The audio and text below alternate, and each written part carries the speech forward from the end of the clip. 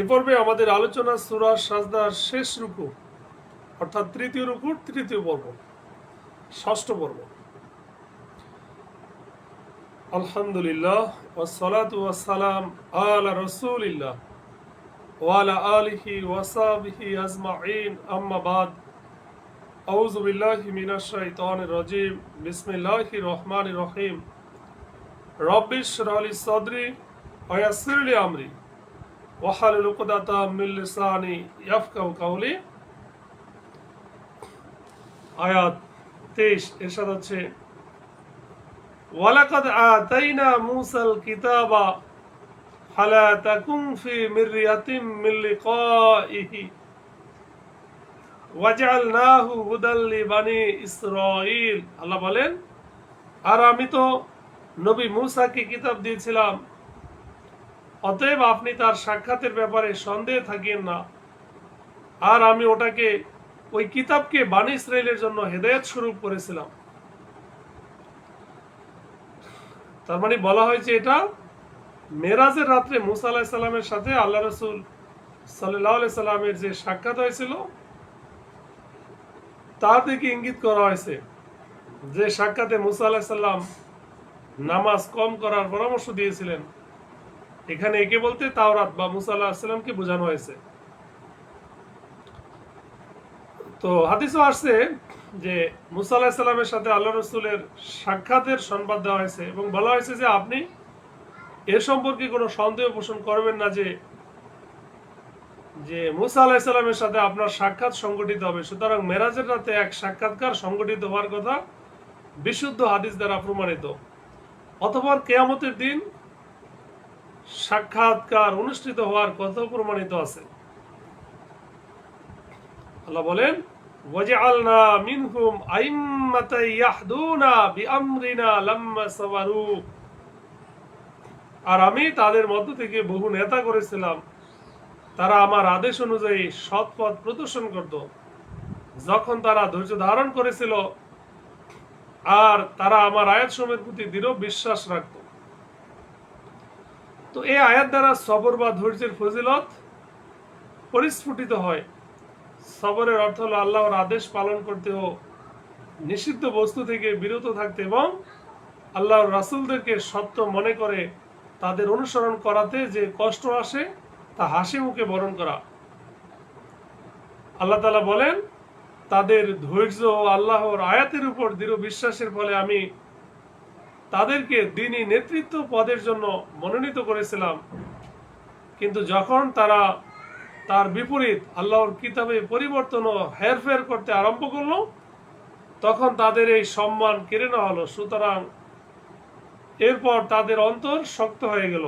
অতঃপর না তাদের নেক আমল রইল আর না রইল তাদের সঠিক বিশ্বাস। ইন্না রাব্বাকা হুয়া ইফসিলু বাইনাহুম ইয়াউমাল কিয়ামাতি। নিশ্চয়ই আপনার রব কিয়ামতের দিন তাদের মাঝে সেই বিষয়ের ফয়সালা করে দিবেন যে বিষয়ে তারা মতভেদ করেছে। এখানে মতবিরোধ বলতে আহলে কিতাবদের নিজেদের মাঝের মতবিরোধকে বোঝানো হয়েছে। এর মধ্যে মোমেন ও কাফের, হকপন্থী ও বাতিলপন্থী, তাওহীদবাদী ও অংশীবাদীদের মাঝে পৃথিবীতে যে মতভেদ ছিল ও আছে, তাও আনুষঙ্গিকভাবে এসে যায়। যেহেতু পৃথিবীতে প্রত্যেক দল নিজ যুক্তি প্রমাণের উপর সন্তুষ্ট এবং নিজ রাস্তার উপর অবিচল থাকে, সেহেতু এই মতভেদ সময়ের ফয়সালা আল্লাহ তাআলা কিয়ামতের দিন করে দিবেন, যার উদ্দেশ্য হলো তিনি হকপন্থীকে জান্নাতে এবং কুফরি ও বাতিলপন্থীদেরকে জাহান্নামে প্রবেশ করাবেন। আল্লাহ বলেন, আওয়ালাম ইয়াহদি লাহুম কামা আহলাকনা মিন ক্বাবলিহিম। এটা কি তাদেরকে হেদায়েত করলো না যে আমি তাদের পূর্বে কত প্রজন্মকে ধ্বংস করেছি, যাদের আবাস ভূমিতে তারা চলাফেরা করে। নিশ্চয়ই এতে বহু নিদর্শন রয়েছে, তবুও কি তারা শুনবে না? অর্থাৎ পূর্ববর্তী উম্মত যারা মিথ্যা জ্ঞান করা ও ঈমান না আনার কারণে ধ্বংস হয়ে গেছে, এরা কি দেখে না যে পৃথিবীতে আজ তাদের অস্তিত্বই নেই? অবশ্য তাদের জমি জায়গা সমূহ আছে যার তারা ওয়ারিশ হয়ে আছে। উদ্দেশ্য মক্কাবাসীদেরকে এই সতর্ক করা যে যদি তোমরা ঈমান না আনো তাহলে তোমাদের অবস্থা অনুরূপ হবে।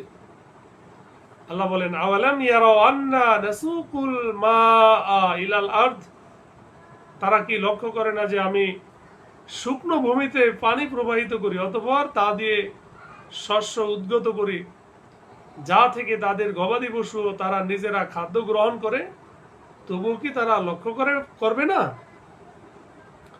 তার মানে এখানে পানি থেকে উদ্দেশ্য হলো আকাশের পানি, আকাশ থেকে নামা বৃষ্টি, নদী নালা ঝর্ণা উপত্যকার পানি, যা আল্লাহ তাআলা অনাবাদী ভূমির দিকে প্রবাহিত করে নিয়ে যান, ফলে তাতে ঘাস ও ফল ফসল উৎপন্ন হয়, যা মানুষ ভক্ষণ করে এবং তা তাদের পশু খাদ্য হয়। এখানে কোনো নির্দিষ্ট এলাকা বা ভূমি উদ্দেশ্য নয়, বরং তা সাধারণ অর্থে ব্যবহার করা হয়েছে, যাতে সকল অনাবাদ ও অনুর্বর ভূমি এবং মরুভূমি শামিল আছে। ওয়ায়াকুলুনা মাতা হাযাল ফাতহু ইন কুনতুম সাদিকিন, আর কাফেররা বলে, তারা বলে, কখন হবে এই ফয়সালা, যদি তোমরা সত্যবাদী হও তাহলে বলো। অর্থাৎ উক্ত ফয়সালা বলতে উদ্দেশ্য আল্লাহর ওই শাস্তি, যা মক্কার কাফেররা আল্লাহ রাসূল সাল্লাল্লাহু আলাইহি সাল্লামের নিকট চাইতো এবং বিদ্রূপ করে বলতো, ওই হে মুহাম্মদ, তোমার আল্লাহর সাহায্য তোমার জন্য কখন আসবে, যে বিষয়ে তুমি আমাদেরকে ভয় দেখাচ্ছ? বর্তমানে আমরা তো দেখছি তোমার প্রতি ঈমান আনয়নকারীগণ লুকিয়ে বেড়াচ্ছে। আল্লাহ বলেন, কুল, হে নবী আপনি বলে দিন, ইয়াউমাল ফাতহি লা ইয়ানফাউ আল্লাযীনা কাফারু ঈমানুহুম ওয়া লাহুম ইনযারুন, এই ফয়সালার দিনে কাফেরদের ঈমান গ্রহণ তাদের কোনো উপকার করবে না, আর তাদেরকে অবকাশও দেওয়া হবে না। অর্থাৎ যখন আযাব এসে যাবে এবং আল্লাহ তাআলার ক্রোধ আপতিত হবে, তখন কাফেরদের ঈমান কোনো কাজে আসবে না, আর তাদেরকে সুযোগও দেওয়া হবে না। এখন ফয়সালার দিন মানে কিয়ামতের দিন, যেদিন না ঈমান গ্রহণ করা হবে আর না কোনো অবকাশ দেওয়া হবে। সম্মানিত সুধী, তো আরেকটা বিষয় হচ্ছে যে যাদেরকে মক্কা বিজয়ের দিন আল্লাহ রাসূল সাল্লাল্লাহু আলাইহি সাল্লাম শাস্তির পরিবর্তে ক্ষমা করে দিয়েছিলেন এবং এই কথা বলে যে তাদেরকে মুক্ত করে দিয়েছিলেন যে আজ তোমাদের পূর্বকৃত জুলুমের কোনো প্রতিশোধ নেওয়া হবে না, সুতরাং তাদের অধিকাংশই মুসলমান হয়ে গেছিল মক্কা বিজয়ের দিন। ফাআরিদানহুম ওয়ানতাযির ইন্নাহুম মুনতাযিরুন, অতএব আপনি তাদের থেকে বিমুখ থাকুন আর অপেক্ষা করুন, নিশ্চয়ই তারা অপেক্ষমান। এখানে সেই মুশরিকদের নিকট থেকে মুখ ফিরিয়ে নেওয়ার কথা এবং দাওয়াত ও তাবলীগের কাজ আপন গতিতে চালাতে থাকো, যে ওহী আপনার নিকট অবতীর্ণ হয়েছে তার অনুসরণ করুন। অর্থাৎ আপনার নিকট আপনার প্রভুর পক্ষ থেকে যেই প্রত্যাদেশ অবতীর্ণ করা হয়েছে আপনি তারই অনুসরণ করুন, তিনি ছাড়া অন্য কোনো উপাস্য নেই, এবং মুশরিকদের থেকে মুখ ফিরিয়ে নিন আর অপেক্ষা করুন আল্লাহর ওয়াদা কখন পূর্ণ হবে, এবং তিনি আপনার বিরোধীদের উপর আপনাকে বিজয়ী করবেন, তা নিঃসন্দেহে পূর্ণ হবেই। থার্ড বিষয় হচ্ছে এই সকল কাফেররা অপেক্ষায় আছে যে সম্ভবত পয়গম্বর নিজেই মুসিবতের শিকার হবেন ও তার দাওয়াত শেষ হয়ে যাবে, কিন্তু পৃথিবী দেখে নিয়েছে যে আল্লাহ তাআলা তার রাসূল সাল্লাল্লাহু আলাইহি সাল্লামের সাথে কৃত ওয়াদা পূরণ করেছেন এবং তার উপর মুসিবতের অপেক্ষমান বিরোধীদেরকে লাঞ্ছিত অপমানিত করেছেন কিংবা তাদেরকে দাস বানিয়েছেন। আল্লাহ তাআলা আমাদের সঠিক বুঝ দান করুক, আমিন।